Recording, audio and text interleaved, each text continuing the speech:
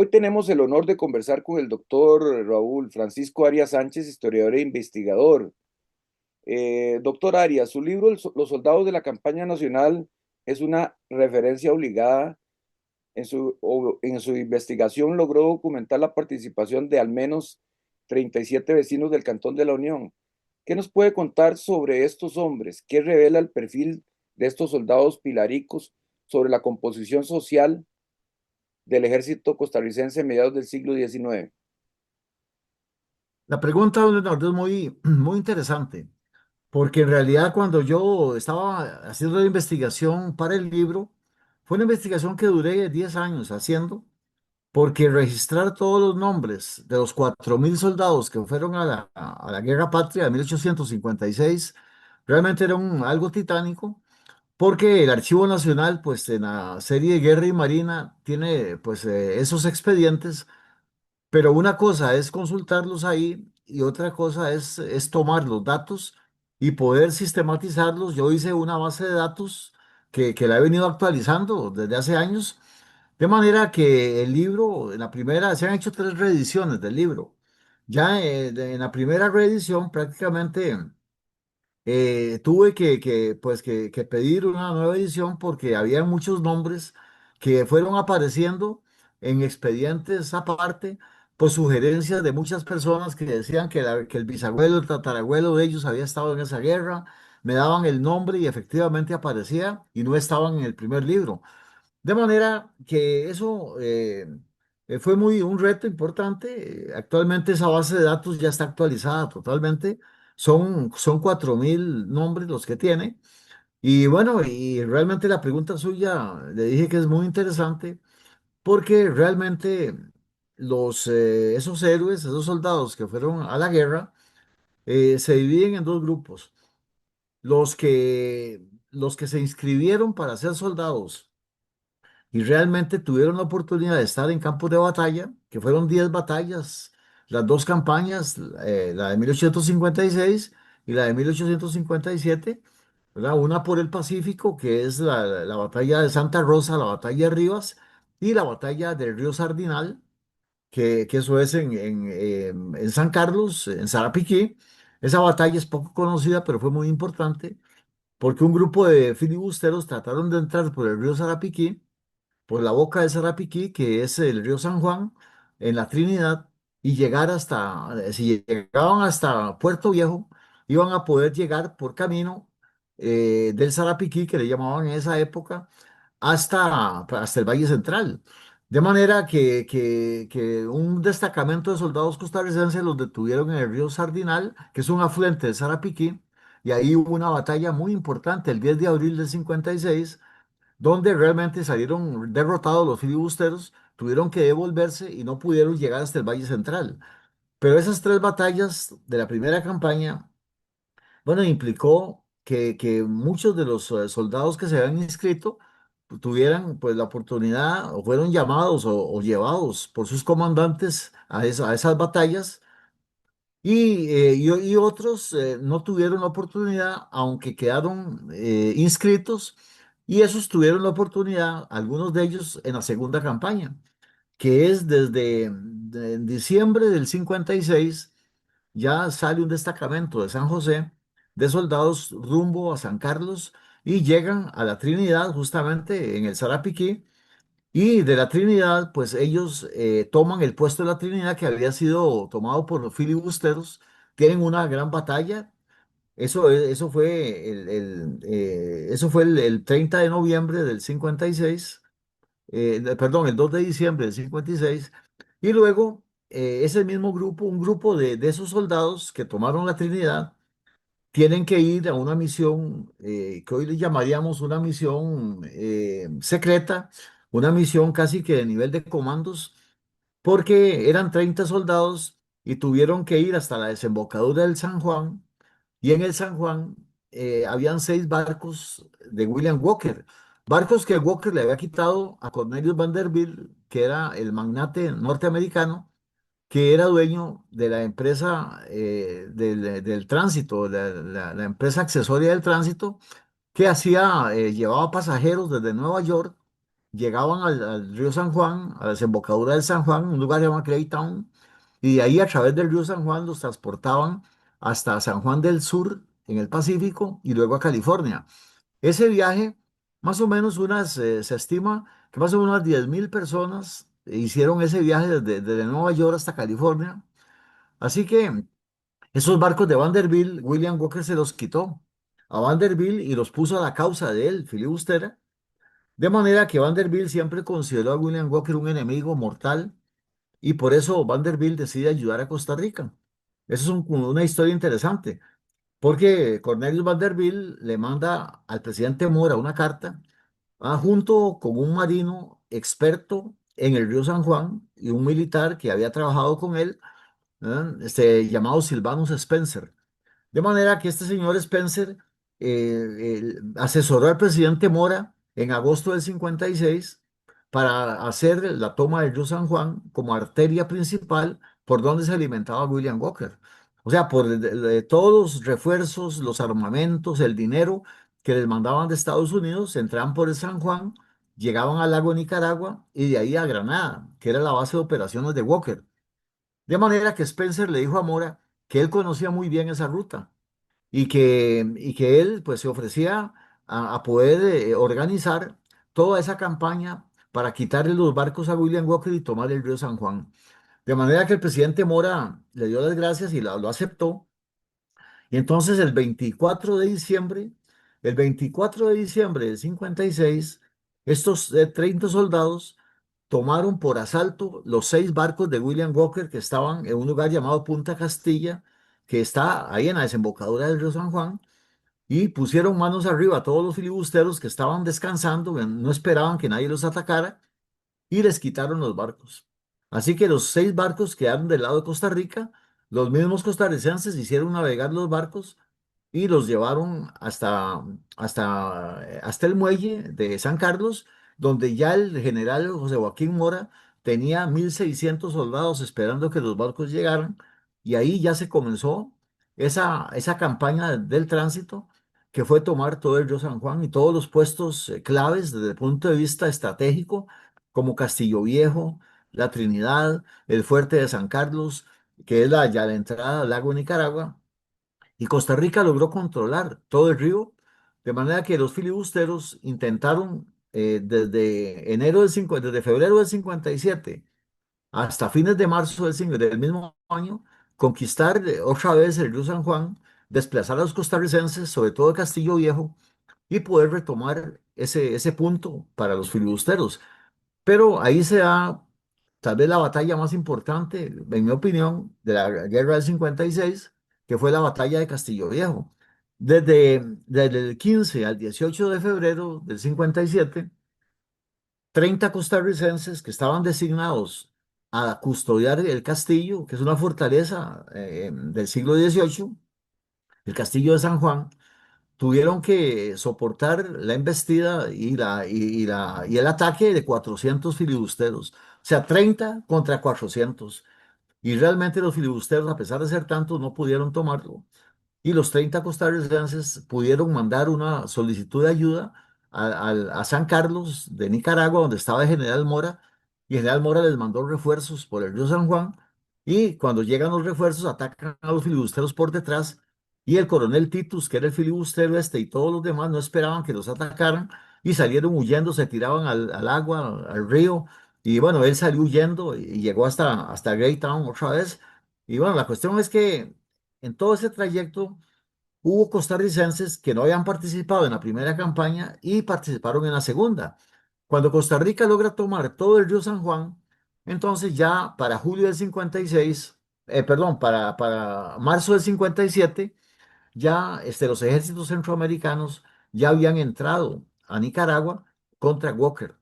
Así que Costa Rica se unió a ellos. Entonces todo el río San Juan se quedó custodiado por costarricenses, y el resto de las tropas con el general Mora se unió al general Cañas, que ya estaba en Nicaragua, y a las fuerzas centroamericanas en un lugar llamado San Jorge, un pueblito muy bonito que está aún en el lago Nicaragua. Es un pueblito que yo conocí cuando hice todo ese recorrido. Es muy lindo, y ahí hubo una batalla contra los filibusteros que también ellos la perdieron, y ahí es donde William Walker pues se da cuenta que está perdiendo la guerra y entonces parte de los centroamericanos toman Granada, entran en una batalla en Granada y Walker tiene que salir huyendo por el lago de Nicaragua y se refugia en Rivas. Ya habíamos tenido la batalla de Rivas del 11 de abril del 56, pero en este caso, a fines de marzo del 57, William Walker se refugia otra vez en Rivas, se hace fuerte ahí para evitar que lo capturen y entonces ahí es donde ya esa parte se va de todo el mes de abril y el 1 de mayo del 57 es que William Walker realmente, técnicamente, él no se rinde. William Walker se entrega al capitán Davis de la Armada de Estados Unidos, que llega con un barco de guerra a San Juan del Sur con la misión de rescatar a William Walker.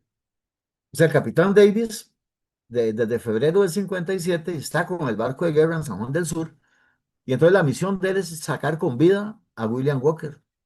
Así es que toda esa parte, y al fin y al cabo lo logra, porque el general Mora es nombrado comandante de las tropas centroamericanas y el capitán Davis pide una entrevista con Mora y le dice que él tiene la misión de llevarse con vida a William Walker. O sea que no puede permitir que lo capturen ni que lo fusilen.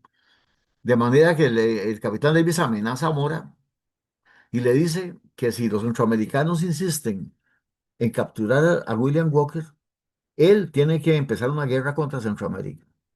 O sea, él tendría que ordenarle a sus Marines que están en el barco, que eran 2000, hacer una guerra contra los centroamericanos, ahí mismo en Rivas, y disparar los cañones del barco, que eran pues un barco de guerra de 40 cañones, y en fin, que iba a ser una masacre porque iba a destruir todo Rivas y los pueblos aledaños en una batalla ya del barco norteamericano contra los centroamericanos. El general Mora acepta que William Walker salga con vida y entonces, pues prácticamente Walker hace un documento dirigido al capitán Davis y realmente Walker nunca se rinde ante los centroamericanos y al fin y al cabo sale con vida y llega a los Estados Unidos, donde es recibido como un héroe, donde da conferencias en Nueva York y en muchos otros lugares y pues, escribe un libro muy interesante que yo tengo que se llama La Guerra en Nicaragua, donde él describe todo lo que fue esa lucha contra el ejército de Costa Rica y contra los centroamericanos. Es un libro muy interesante. Pero en toda esa primera y segunda campaña de 56 y 57, esos 4000 soldados que se habían inscrito, no todos participaron en las batallas. Es decir, porque hubo muchos que ni siquiera los llamaron a la batalla. O sea, muchos de ellos fueron como refuerzos. Refuerzos que quedaron a la expectativa de que si era necesaria que participaran o no, pero muchos sí, es decir, en realidad en el libro mío yo divido a los caídos, que caídos eran muertos y heridos. Bueno, eso es sin duda muertos y heridos en las batallas, en las 10 batallas de la guerra, pero luego está el otra parte que son los ilesos. Los ilesos son los más son los ilesos, pero no es posible saber cuáles de ellos estuvieron en batallas y cuáles no, porque no consta en ningún informe. O sea, los soldados no los inscribían en cada batalla que estaban. Solamente los heridos fueron puestos en un listado del doctor Carl Hoffman, en el caso de la batalla de Rivas del 11 de abril, y los médicos del ejército de Costa Rica, en las demás batallas hacían informes de los heridos y el padre Francisco Calvo, que era el capellán del ejército, elaboró un libro llamado el Libro de los Muertos de las dos campañas del 56-57, donde él pone todos los muertos en batallas y los muertos del cólera. De manera que esos son los listados que tenemos y que los que yo me basé para decir quiénes habían participado en cuáles batallas. Pero en los ilesos no es posible saber quiénes estuvieron y quiénes no, puesto que no fueron inscritos en ninguna parte. Solo se sabe que fueron inscritos como soldados y que ellos se ofrecieron a ir a la guerra, pero no se sabe quiénes de ellos participaron de hecho. En el caso de los de Tres Ríos, no recuerdo exactamente en este momento, tenía que consultar el libro para ver los que aparecen ahí, si aparecen algunos caídos o si todos aparecen como ilesos. Eso yo no sé, porque usted me dice, don Leonardo, que se hizo un monumento, una placa en el parque de Tres Ríos. Correcto, en la foto, perdón, don Raúl, la foto esta que tengo detrás Sí, es el ahí monumento. la veo, sí. Lástima que no se respete, se le dé la honra que se merece, porque Claro. siempre ha sido desde que se creó, no se le ha dado el cuidado ni el mantenimiento que se requiere. Tiene muchos años esa placa, estar 2011, ahí. 2011, ¿Cuánto? 2011, Ah, ya. No, pero se ve bastante bien. Es decir, no sé si estará deteriorada pero bueno, pero Tres Ríos tuvo la conciencia y el patriotismo de rendirle un homenaje a sus héroes. O sea, ahí están inscritos ellos, ¿verdad? Por el hecho de que no hayan estado en batallas, no les quita mérito. Es decir, en realidad no dependió de ellos, ¿verdad? Sino de las circunstancias. Como en todas las guerras, como la Segunda Guerra Mundial, que hubo miles de soldados que no participaron en la guerra, pero fueron parte de los ejércitos aliados. Bueno, pues en este caso de nosotros es igual.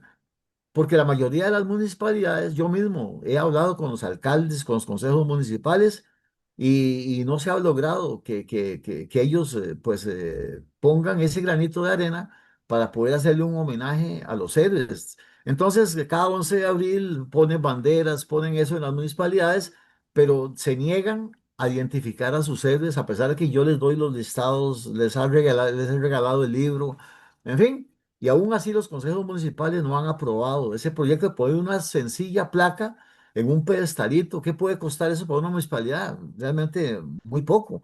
Sin embargo, pesa más en ellos el criterio de que mejor se invierte en otras cosas y no en historia, ¿verdad? Eso es un problema que nos lleva a darnos cuenta que el costarricense, los costarricenses, los ticos, tenemos un problema muy grave de memoria histórica. No recordamos nuestra historia, no la conocemos.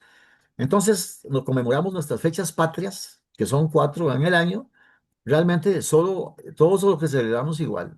O sea, con comidas guanacastecas, con gritos habaneros, con trajes típicos, ¿verdad? Ese traje que yo le llamo del pura vida, ¿verdad? Que es de pantalón mezclilla azul, con camisa blanca y un pañuelo rojo y un chonete, ¿verdad? Que todo el mundo se viste igual, pero de historia no hay nada.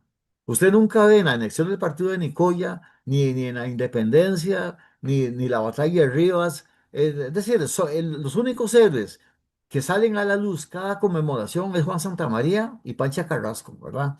Es decir, pero todos los demás que murieron, que están documentados, que dieron su vida y que fueron a la guerra, ¿por qué no tienen el derecho a estar y que el pueblo los homenajee y se sientan orgullosos de ellos? Los mismos familiares, muchos de esos familiares todavía viven en las comunidades, ¿verdad? De manera que es una lucha que yo he tenido y sigo teniendo de poder rescatar la memoria histórica y hacer que se difunda, que todas las comunidades tengan una placa conmemorativa de sus héroes, como lo tiene Escazú, como lo tienen ustedes y como en algún momento lo tuvo Curriabat. Curriabat también tuvo una placa por instancias mías y la quitaron. O sea, ya llegó el momento en que ya no estaba la placa. Entonces me dijeron que no, que la habían quitado porque tenían que hacer otro proyecto ahí para remodelar el parque, ay, que no, o sea, que no se iba a volver a poner, ¿verdad? Es decir, en mi pueblo, Guadalupe, por ejemplo, también luché con el Consejo Municipal, aprobaron el proyecto de hacer en el Parque de Guadalupe un homenaje a los héroes y yo les presenté un diseño y demás. Y al final, el presupuesto aprobado lo destinaron a otra cosa, ¿verdad? Así que eso ocurre y ese es un problema muy grave. Por eso es que me gusta tanto participar cuando me invitan, como el programa suyo, don Leonardo, o cuando me invitó a estar allá en el Consejo Municipal, porque son oportunidades que como historiador y como experto en el tema, y además con la conciencia de que Costa Rica tiene que recuperar su memoria histórica. No es posible que sigamos celebrando todo con comidas típicas y creer que, que todo el folclore está en Guanacaste, ¿verdad? Es mentira, ¿verdad? No hay un folclore nacional en ningún país del mundo, ¿verdad? Usted va, por ejemplo, a cualquier país del mundo, a España, por ejemplo, a cualquier otro, y se da cuenta que hay folclore regional. O sea, folclore regional porque cada región tiene su propia identidad cultural. Entonces, solo Costa Rica se nos dice que todo está en Santa Cruz de Guanacaste. Y otra vez hay una fecha oficial del folclore costarricense, que es en Santa Cruz de Guanacaste por un decreto que firmó Daniel Oduber como presidente. Y entonces en el 74 y así se quedó. De manera que a nosotros nos dicen, a los chiquillos, que todo el folclore nuestro es lo que se hace en Santa Cruz de Guanacaste, ¿verdad? Y entonces el folclore regional de los demás, el de los afrodescendientes, el de los indígenas, el del Valle Central, que no tiene nada que ver con Guanacaste, ¿a dónde lo dejamos? Así que eso es parte de la problemática. Y la Guerra del 56 es el capítulo más importante de nuestra historia patria. El más importante. Durante la gente, pues, la gente, por ejemplo, la celebración de cada 15 de septiembre, bueno, Costa Rica realmente, la independencia no fue el 15 de septiembre, porque fue el 1 de julio de 1823 a nivel regional, donde cuando cae el Imperio Mexicano, porque en Cartago nos unieron al Imperio Mexicano con el Acta de Cartago. El primer punto es nos unimos al Imperio Mexicano. Entonces tuvo que haber la batalla de Ochomogo, el 5 de abril del 23, donde las tropas de San José y de Alajuela vencen a los de Cartago y Heredia, y entonces en Ochomogo se define realmente porque Cartago quería por la fuerza unirse al imperio de Iturbide en México. Entonces esa batalla, al perderla ellos, determinó que la capital tuviera que trasladarse a San José, pero la verdadera independencia de Centroamérica fue el 1 de julio del año de 1823, cuando se crea la República Federal de Centroamérica. Pero nosotros, los ticos, cada 15 de septiembre lo celebramos sin historia. Usted ve los desfiles, los chiquillos vestidos ahí, las mamás orgullosas de los chiquitos del kinder que los ponen ahí con banderas, pero nadie habla de historia. Nada más se celebra la independencia, punto. Nadie sabe quiénes son los próceres, a quién le debemos la independencia, qué fue lo que ocurrió. Y con el 56 pasa lo mismo, ¿verdad? Entonces, cada 11 de abril, comenzando por los periodistas, ocurre que es el día de Juan Santa María.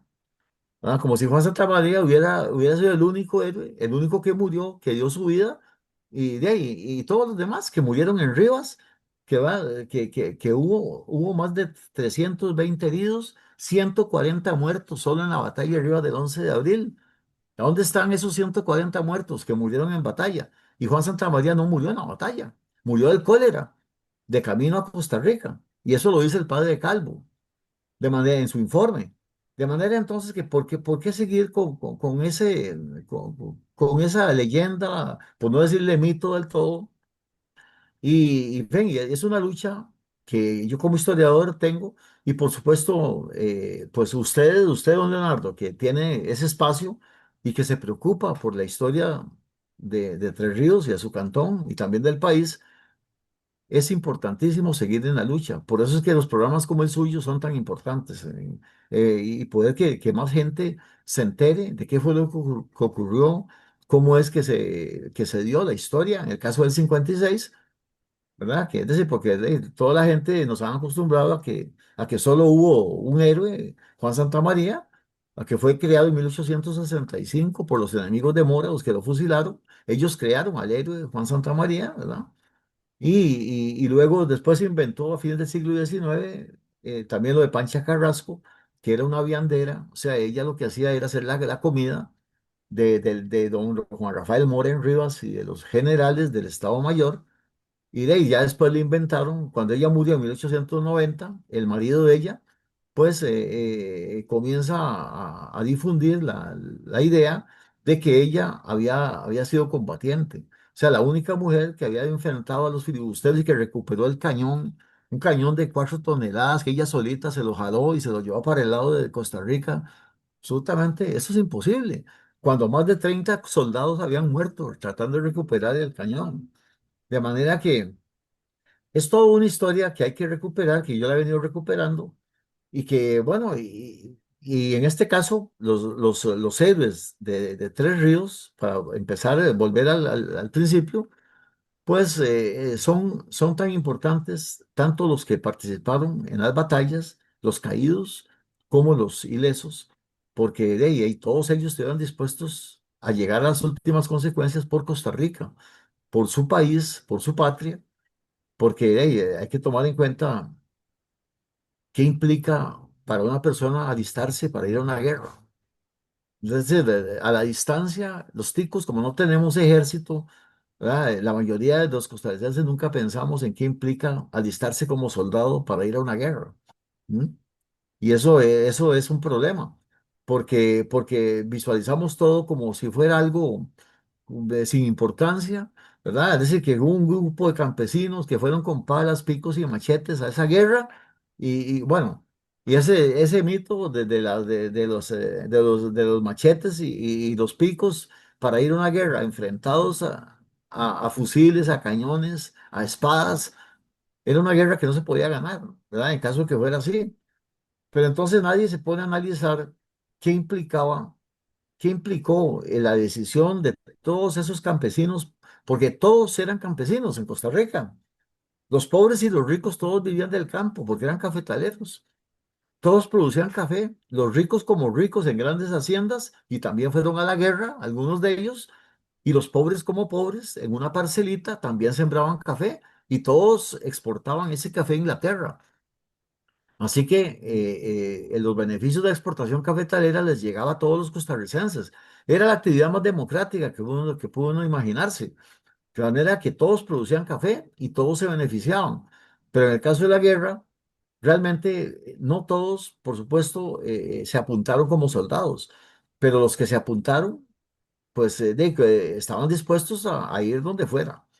De manera que eso es muy importante y en el caso de los de Tres Ríos, pues es el gran mérito que estos soldados que están inscritos en una placa, pues tuvieron y las familias deberían, si es que todavía existen los sobrevivientes de las familias, debería con ellos hacerse un homenaje cada 11 de abril, ¿verdad? Conmemorando no a Juan Santamaría, sino a los héroes, ¿verdad? De la Unión pues que participaron o no participaron, pero que fueron parte de todo ese proceso de guerra del 56-57.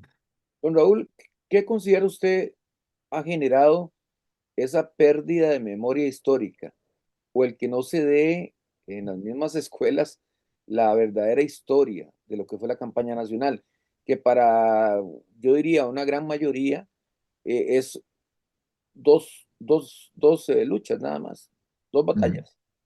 sí, es un proceso, don Leonardo, que eso comenzó a fines del siglo XIX. A fines del siglo XIX, los intelectuales de Costa Rica, que no eran historiadores, o sea, historiadores profesionales no habían, la carrera de historia no existía en Costa Rica, solo en Francia y en Europa. Pero en Costa Rica no. Entonces, sobre todo abogados, abogados que eran diplomáticos, en fin, que ejercían algún nivel o un gran nivel intelectual, decidieron comenzar a escribir la historia de Costa Rica. Y entonces, a través de grupos como el Foro, por ejemplo, el Foro era un grupo de abogados, de intelectuales que muchos de ellos eran profesores del Liceo de Costa Rica, del Colegio Superior de Señoritas y del Instituto de Alajuela, por ejemplo, que eran pues élite, eran instituciones de élite, porque debemos recordar que en 1886 Costa Rica trajo un sistema educativo de primer nivel de Europa. O sea, se trajo de Inglaterra. El sistema educativo de Inglaterra lo trajo Mauro Fernández. Y realmente cerraron la Universidad de Santo Tomás porque era una universidad obsoleta, una universidad que en más de 50 años solo graduó un médico. ¿Ah? Y entonces graduaba abogados y graduaba gente en teología y en cosas de esas, pero, pero ya metodológicamente Mauro Fernández se dio cuenta cuando fue ministro de Educación que realmente la educación estaba muy mal, incluso a nivel de la Universidad Santo Tomás, porque no había educación media. O sea, los chiquillos entraban a la Universidad Santo Tomás, digamos, a cumplir unos años que eran entre primaria y secundaria, y cuando ya pasaban 3 años, se pasaban 3 años más de universidad.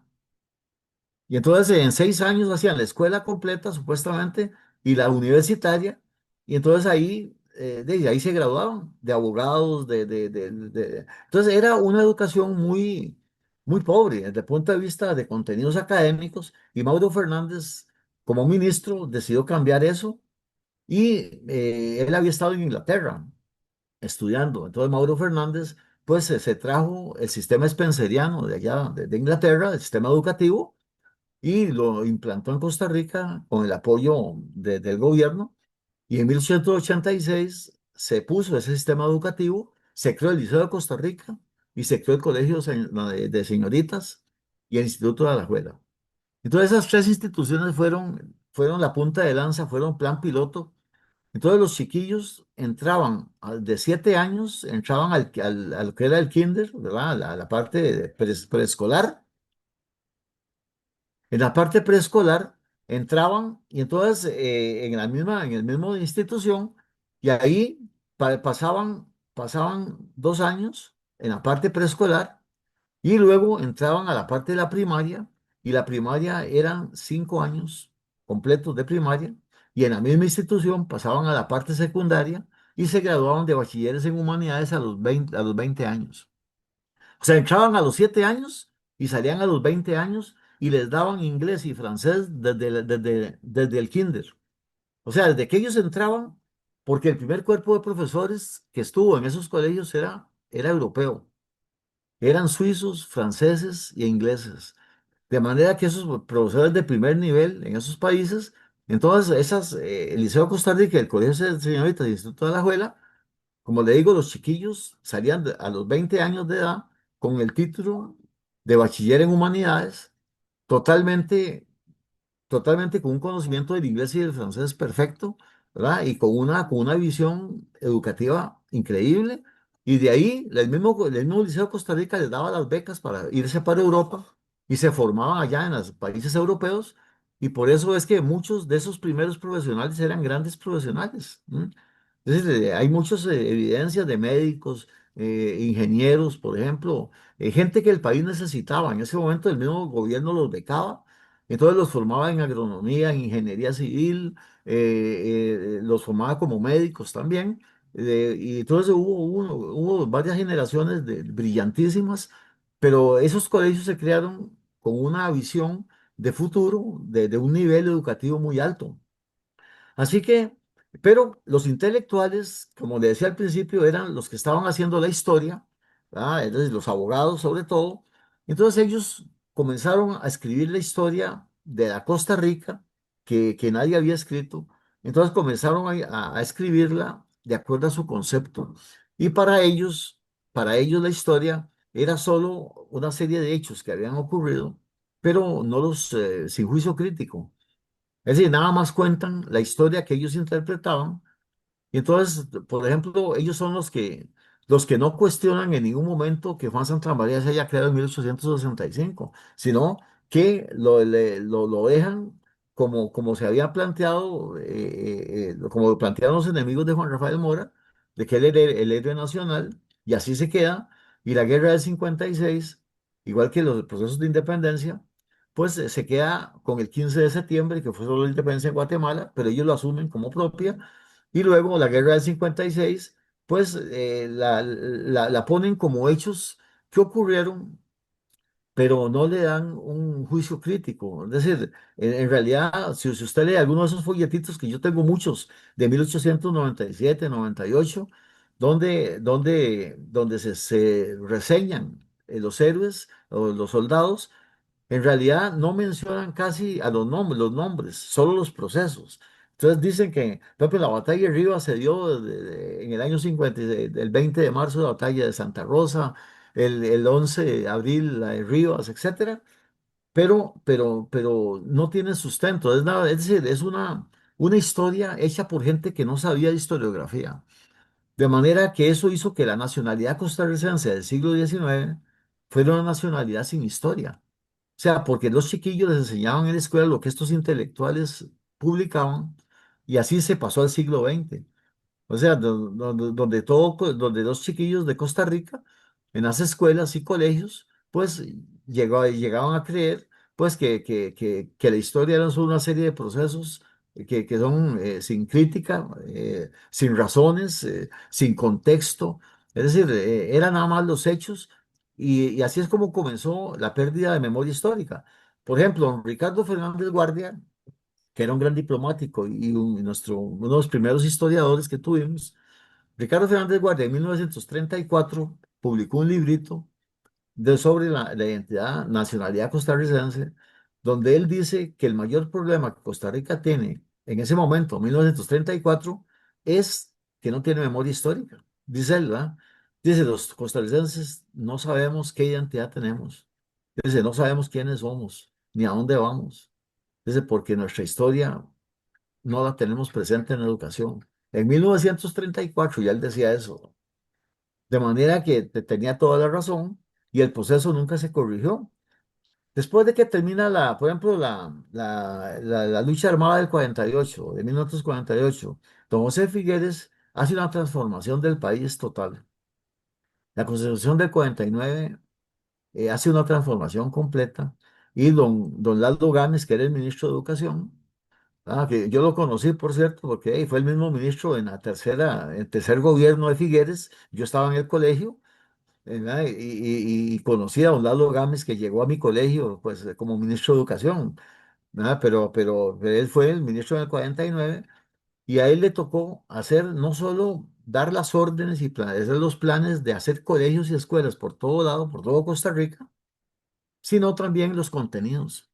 Y entonces ahí es donde en los contenidos él deja todo como había quedado a principios del siglo XX. O sea, no hay una preocupación por mejorar esa historia, sino que se sigue contando las mismas cosas y entonces llega el momento en que el gobierno contrata una sola editorial, la editorial Fernández Arce, para que hiciera todos los textos en todas las materias, en español, en estudios sociales, en ciencias. Una sola editorial hacía los libros de todo el país, de toda la educación. De manera que los contenidos eran los mismos que se venían desde el siglo XIX y obviamente a mí me tocó estudiar en el colegio con esos libros de la editorial Fernández Arce. De manera que eran realmente contenidos que no tenían el sustento de una revisión realmente seria. Y por eso es que la memoria histórica nuestra, pues realmente nunca la hemos logrado clarificar hasta el día de hoy, porque desgraciadamente las universidades de Costa Rica y la nacional, que son las que están llamadas a cambiar todo eso, con criterios políticos, pues tampoco han metido mano en serio en eso. Yo fui profesor muchos años en la Universidad de Costa Rica y la lucha mía era esa, contarles a los chiquillos de estudios generales nuestra historia. Y sin embargo, siempre me daba muy poco tiempo, tenía que hacerlo porque había muchos temas de historia de la cultura diferentes y, en fin, no había preocupación por nuestra identidad. Y eso se quedó así, no ha cambiado en nada. Así que ese es el gran problema, don Leonardo. ¿Cómo trató el Estado costarricense, que ya se viene relacionando con eso que usted acaba de comentar, a los sobrevivientes y heridos de la guerra al regresar a casa? O sea, ¿cuál fue el Ujú. seguimiento que el Estado como tal le dio a sus soldados? Se les dio una pensión. En 1857, el general José Joaquín Mora y el presidente Juan Rafael Mora hicieron un decreto eh, asignando una pensión de guerra a los heridos, a los que habían estado heridos, y también o a los enfermos, no, a los enfermos de cólera, no, a los heridos en batalla y también a los fallecidos en batallas por medio de las familias. Entonces, las familias o los heridos tenían que hacer una nota, una carta dirigida al presidente Mora, donde ellos exponían, ¿verdad?, cuál era la condición que tenían, en cuál batalla habían sido heridos, y entonces esa carta, el presidente Mora o los asistentes de él la leían, y entonces si estaba viendo, bueno, y tenían que llevar la firma de las personas, de los comandantes que habían tenido ellos en los campos de batalla, quiénes eran sus superiores. Entonces, esa carta iba a dar al Comando Central del Ejército, donde habían sargentos y gente del ejército que revisaba cada solicitud y entonces constataban si de verdad era quien decía ser y lo que contaba en la carta y entonces la pensión se aprobaba. Entonces se les aprobó pensión. A los enfermos, los que murieron del cólera, no se les dio pensión a las familias. ¿Por qué? Porque muchos de los del cólera nunca estuvieron en batalla. O sea, nunca, ni siquiera se demostró que hubieran estado. Mucha gente hacía una carta para que le dieran una pensión y ocurre que el muerto había muerto del cólera, pero ni siquiera había sido soldado, aunque ellos decían que sí. Entonces se presentó muchos problemas y el gobierno tomó la decisión de de postergar, ¿verdad? Los muertos del cólera que sí lograran probar que habían estado en batalla o que habían estado a las órdenes de determinado comandante, entonces sí se les otorgaba una pensión. Pero era un proceso muy largo, porque tenían que revisar todo, muchos de esos listados ni siquiera existían. Es decir, era solo, los nombres no aparecían por ninguna parte. Y otros, yo tengo los listados de la mayoría de los soldados, pero eran listados muy generales, entonces no se sabía si habían, si habían estado en batalla o hasta dónde habían estado con el ejército. Pero sí se les dio una pensión de guerra. Inclusive yo tengo registrados los expedientes de tres Juan Santamarías. Tres Juan Santamarías que no son el héroe del 56. Tres Juan Santamarías, todos de Alajuela, todos del barrio de la Concepción. Claro, o sea, todos eran del mismo lugar de donde fue Juan Santamaría, el héroe. Y todos ellos pidieron pensión de guerra y ahí se les dio. Inclusive el último de ellos la pidió en 1906 pidió la pensión de guerra todavía. Y entonces a esos tres Juan Santamaría se les dio pensión de guerra. Así que habían cuatro Juan Santamaría, ¿verdad? Así que, pero sí, la pensión de guerra se les dio a todos los soldados que lograban probar que habían estado. En eso sí cumplió el gobierno. Usted ha luchado por muchos años y eso me consta en hacer esfuerzos para que los nombres de esos héroes no se pierdan. Así es. Eh, Muchas de esas listas, que en la misma publicación de su libro, ni siquiera son de conocimiento de quienes tienen que divulgar esta información. Ujú. Como historiador, ¿cuál es el mejor mecanismo para mantener viva la memoria de los soldados anónimos frente a la indiferencia social o falta de interés en la historia local? Bueno, por experiencia, digo yo, por la forma en la que yo veo la historia como cualquier otra ciencia, cualquier otra área de conocimiento, a la gente le llega más lo visual que lo escrito.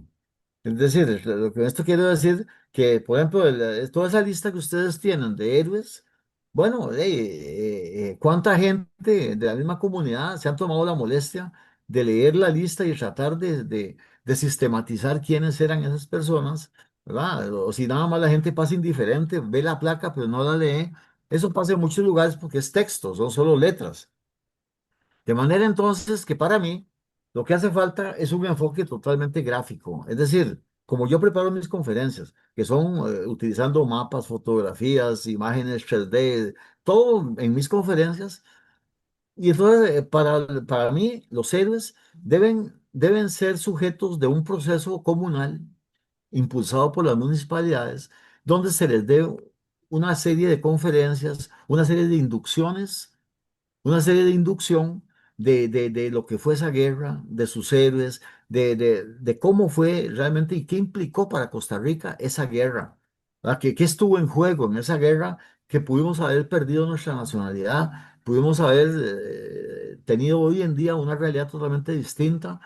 En fin, pero eso es un trabajo que yo se lo he propuesto a varias municipalidades directamente. O sea, que ellos asuman, porque todas las municipalidades tienen una comisión, ¿verdad? O una unidad de cultura, ¿verdad? De manera que esa unidad de cultura se encargue de estructurar esos contenidos para hacer conferencias, preparar materiales que puedan ser expuestos en escuelas, escuelas, colegios, en exposiciones y también en ferias que se puedan organizar, de manera que invitar al pueblo, no necesariamente estudiantes, para que asistan a esos eventos creados para una serie de cosas y entonces se les muestra toda la historia y la gente va viendo y va reconociendo figuras, va reconociendo de punto de vista visual y eso se queda en la mente. Yo creo que ese proceso porque es necesario reproducir el conocimiento, porque solo así se logra extender en una comunidad y no tanto con nombres en letras, sino como le digo, con hechos, con figuras, con dibujos, con cuadros, en fin, y poner concursos de pintura, por ejemplo, de artistas que pinten la realidad de lo que ellos conocen, cómo sería la identidad costarricense a partir de la campaña del 56. Entonces, yo conozco pueblos que hacen certámenes de pintores en el parque. Entonces pintan durante todo un día un tema y la gente va y los ve y los compra. Y bueno, hacer eso con la guerra del 56. La verdad que eso es algo que yo creo que es necesario para recuperar esa memoria histórica de forma efectiva y ojalá que todas esas actividades se pueden organizar con el apoyo financiero, no dejarle todo a las municipalidades, no que exista un apoyo financiero derivado, por ejemplo, de la empresa privada. Digamos, yo tengo una relación con un grupo de empresarios y ellos estarían dispuestos, por ejemplo, a dar un fondo para que cada municipalidad pueda realizar durante ciertas épocas del año una serie de actividades en el parque, en lugares públicos, comunales, dedicados al rescate de la historia de Costa Rica, ¿verdad? A través de actividades que involucran al pueblo, con pintores, con escultores, con gente que pueda tener esa inquietud y de ahí entonces, de esa manera, es como para mí se recuperaría nuestra memoria histórica, porque esperar que el Ministerio de Educación cambie los contenidos del colegio, que es lo que deberían hacer, no lo hacen. Yo tengo 20 años, por lo menos, de estar insistiendo con los ministros de Educación y no hay forma, ¿verdad? Dicen que eso no se puede cambiar, que eso tiene que quedarse así, ¿verdad? En fin, que el mito es el mito y ya está. Y no, pienso que si eso no funciona, hacerlo, como le digo, a través de una organización apoyada por la empresa privada financieramente y que la municipalidad pues organice todas esas actividades y esas ferias de la historia o ferias de cultura identitaria. ¿Cuál era el perfil de los combatientes en la campaña nacional? Cuando digo perfil, usted me habló también de agricultores, tanto ricos como Pobre. pobres, pero ¿No? ¿cuál era el perfil del grueso de los soldados de la campaña nacional? Bueno, la mayoría eran pequeños propietarios. La mayoría eran pequeños propietarios que tenían una parcela, que tenían pues un campo de cultivo propio en la casa o cerca de la casa, y algunos tenían pues tanto cultivos como ganado. La mayoría tenía gallinas, tenían una o dos vaquitas, tenían café sembrado en la misma, en una parte de su terreno, porque las casas siempre, herencia desde la colonia, pues tenían la casa, pero estaban los solares que ellos llamaban, que eran los campos cultivables que estaban atrás, alrededor y enfrente de las casas. De manera que esos espacios eran aprovechados con el auge cafetalero, los sembraban de café, pero toda esta gente vivía de sus gallinas, de su ganado, de la leche que ellos mismos producían. O sea que eran, yo diría que pequeños agricultores, ese perfil de todos estos soldados que se apuntaron en esa guerra. Algo también importante que usted comentó anteriormente fue en el diario el que lucharon con picos, palas y machetes. Sí, ¿Cuál era? ¿Hubo algún entrenamiento en su momento por parte del Estado para quienes combatían? claro. En realidad hubo un proceso muy interesante de instrucción militar, porque Costa Rica en 1853-54, pues aquí llegaron inmigrantes alemanes, una colonia alemana muy importante. Y uno de esos alemanes era el barón Alexander von Bülow, que era un militar, un coronel del ejército prusiano, que los prusianos eran el ejército más importante, más calificado del mundo. Y el barón von Bülow trajo a dos asistentes de él, que tenían el rango de capitán en el ejército prusiano, un apellido Blottenberg y el otro Stupinagel.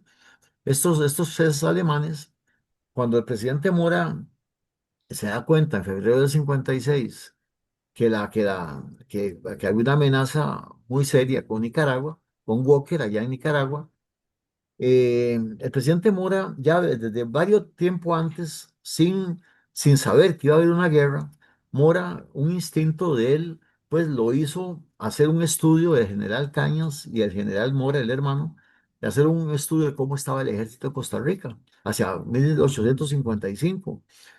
Y entonces ellos determinaron que el ejército estaba malísimo. O sea, los armamentos, no se compraban armamentos desde la época de la colonia. O sea, los fusiles eran mosquetes que ya no funcionaban, nunca se habían usado en ninguna guerra ni nada. Y los soldados pues no entrenaban, no tenían capacitación, todos, como decían algunos, pues eran gente que solo echaba panza, ¿verdad? Sentados ahí en los cuarteles, no tenían nada que hacer. Entonces ese informe tan preocupante, a mediados del 56, perdón, del 55, el presidente Mora lo tomó muy en serio y se propuso cambiar esa situación. Repito, sin todavía saber que iba a haber una guerra. Había un instinto en él que le decía que era necesario hacerlo. Y entonces hizo dos cosas.